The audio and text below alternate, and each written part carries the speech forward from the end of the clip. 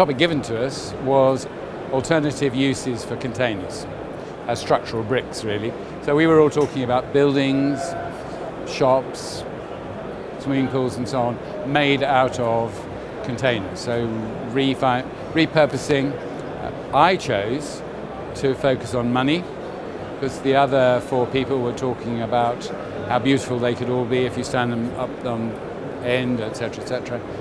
As far as we're concerned, though, the key and really important points are economics. Things got to work. Obviously, containers work because they had an enormously powerful impact on the economics of transportation.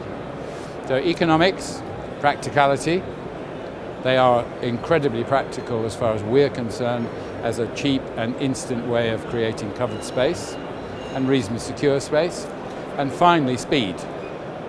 Deliver them by truck, lift them by forklift, put them in place, and you can get about 300 square feet or say 30 meters of covered space in 10 minutes.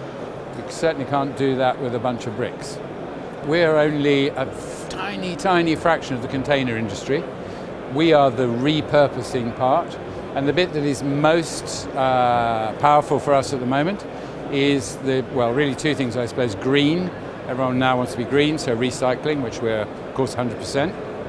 We never build a new container to make a house. We use one that's already been used.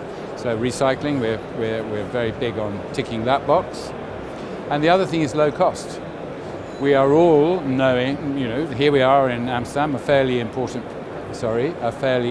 expensive place in which to live. We all need to try and get costs of construction down, and the container is a very good step in that direction. Well, it's an interesting year of uncertainty. Obviously, everyone knows that. For whatever reason, whether will Trump press the big red button, or will Brexit have an impact on anybody? Does anyone know what it is? So as far as we were concerned, the important thing is to speed up with our projects so that we actually take some of the uncertainty out. You can't have a steering committee unless something's moving.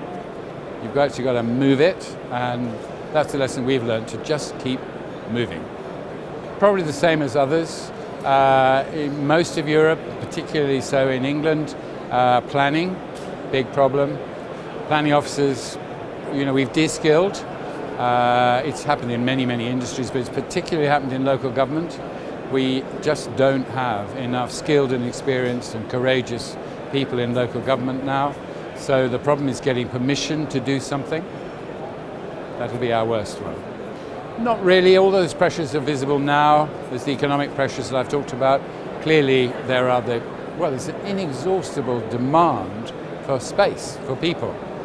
Here we are. It's not even a sausage machine. It's a spaghetti machine. The speed at which we're producing people. We need to house them. We need to give them places to be.